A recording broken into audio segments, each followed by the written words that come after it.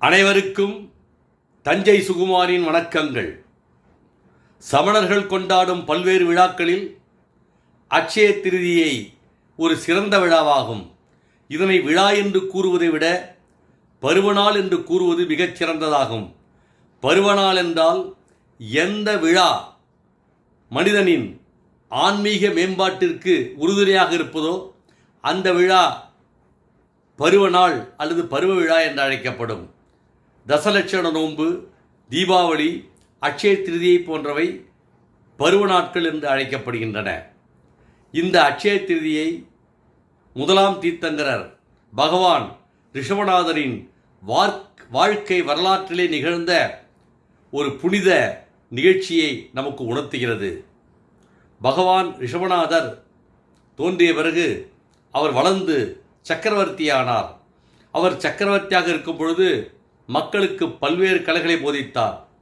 வாணிபம், வரைவு, உழவு, சிற்பம், போர்க்கலை போன்ற பல்வேறு கலைகளை மக்களுக்கு போதித்தார்.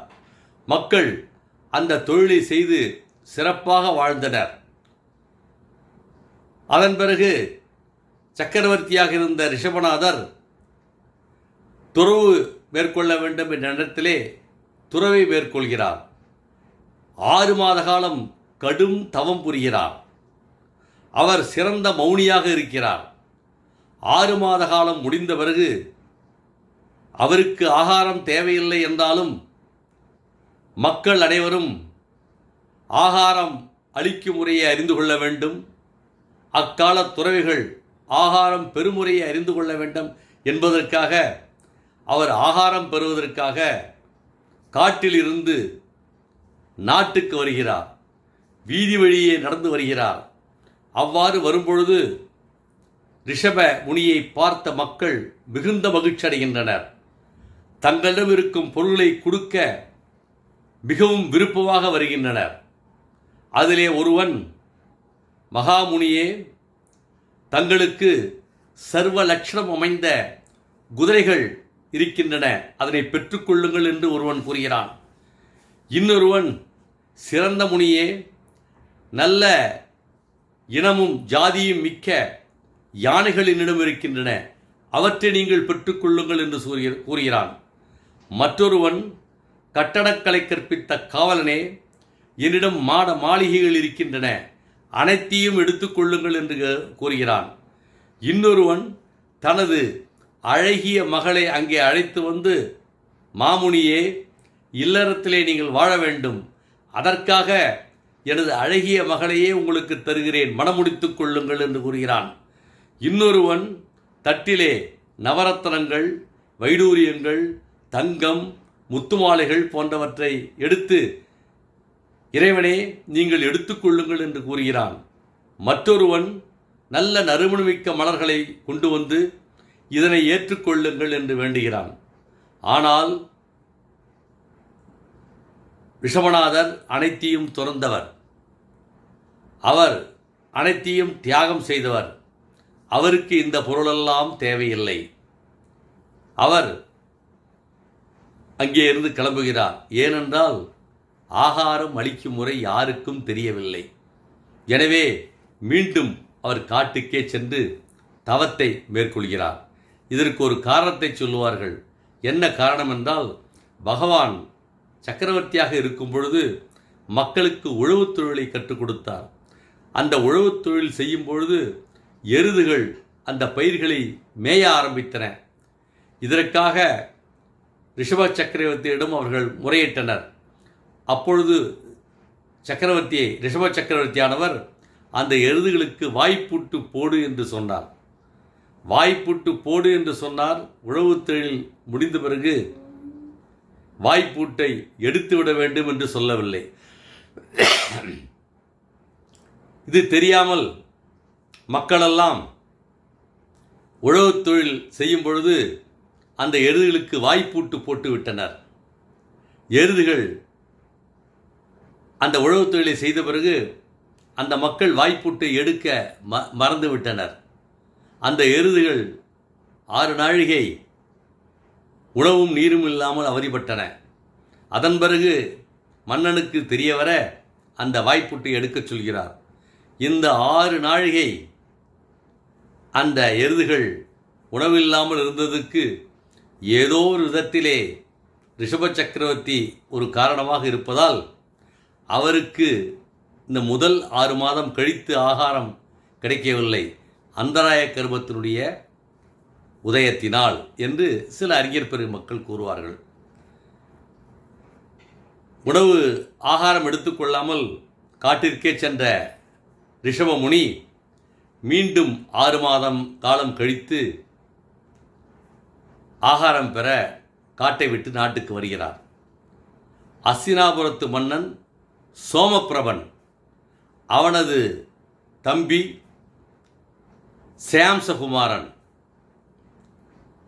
ஒரு நாள் ஸ்ரேம்சகுமாரன் ஒரு கனவை காண்கிறான். அதாவது 7 வித கனவுகளை காண்கிறான். அதிலே ஒரு நிகழ்ச்சி என்னவென்றால், நல்ல மேருமலை, புண்ணியமான மலை ஒன்று காணப்படுகிறது. இன்னும் பல நிகழ்ச்சிகள் நடக்கின்றன. காலையில் விழித்தவுடன் ஸ்ரேம்சகுமாரன் சோமப்பிரபன் அண்ணனிடம் சென்று, மன்னனே, நான் ஒரு கனவு கண்டேன், இதுதான் கனவினுடைய நிகழ்வுகள் என்று வரிசையாக சொல்கிறான். இதை கேட்டவுடன் அங்கே அரண்மனையிலே இருந்த அரச புரோகிதர் மன்னனிடம், மன்னா, இந்த கனவின் பலன் என்னவென்றால் விரைவிலே மேருமலையை ஒத்த ஒரு மாமனிதர் வர இருக்கிறார் என்று அந்த புரோகிதர் சொல்கிறார். மன்னனும், அதாவது மன்னன் சோமப்பிரபனும் இளவரசன் ஸ்ரேம்சகுமாரனும் மிகுந்த மகிழ்ச்சி அடைகின்றனர்.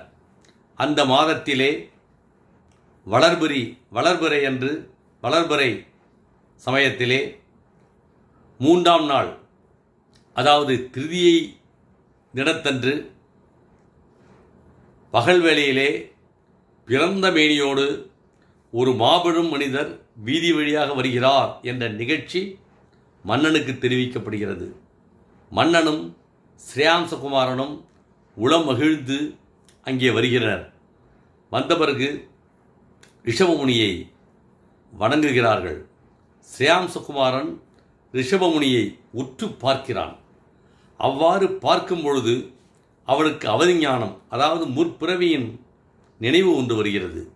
என்ன நினைவு என்றால், முற்பிறவிலே இந்த ரிஷபநாதர், அதாவது ரிஷபமுனி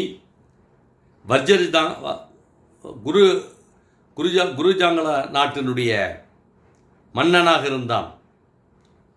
வர்ஜரிஜங்க மன்னனாக இருந்தான். அவனுக்கு மனைவியாக ஸ்ரீமதி. அந்த ஸ்ரீமதி யார் என்றால் இந்த பிறவியில் இருக்கக்கூடிய ஸ்ரேம்சகுமாரன். அந்த ஸ்ரீமதியும் அந்த மன்னனும் அந்த பிறவியிலே விதேக கஷேத்திரத்திலே சாரண முனிக்கு முறைப்படி, உத்தம முறைப்படி தானம் அளித்தனர். அது அந்த தான முறைக்கு நவதா புண்ணியம் என்று பெயர். அதாவது பகவான் அந்த முனிகள் வரும்பொழுது திஷ்ட என்று கூறி வரவேற்க வேண்டும். அவருடைய பாதங்களை வெதுவெதுப்பான நீரில் கழுவ வேண்டும். உயர்ந்த ஆசனத்திலே அமர வைக்க வேண்டும். அவர் பெயரை சொல்லி அர்ச்சிக்க வேண்டும். அவரை மண்டியிட்டு வணங்க வேண்டும். மனசுத்தம், வசன சுத்தம், அதாவது சொல் சுத்தம், உடல் சுத்தம், ஆகார சுத்தம் என்று சொல்ல வேண்டும். இந்த 9 கிரமங்கள் நவப்புண்ணிய கிரமம் என்று அழைக்கப்படும், இல்லை நவதா பக்தி என்று அழைக்கப்படும். அந்த முறையிலே அப்பொழுது ஸ்ரீமதியாக இருந்த வஜ்ரஜங்க மன்னன், ஸ்ரீமதியாக இருந்த ஸ்ரேம்சகுமாரன், ரிஷபமுனி அந்த சமயத்திலே வஜ்ரஜங்க மாமன்னனாக இருந்தார். அந்த ஞாபகம் ஸ்ரேம்சகுமாரனுக்கு ஏற்பட்டது. எனவே அந்த அடிப்படையிலே இப்பொழுது பகவானுக்கு ஆகாரம் அளிக்க முற்பட்டனர். அந்த நவபுண்ணிய கிரமத்தின்படி என்ன ஆகாரம் என்றால் உத்தமமான உணவு, கருப்பஞ்சாறு.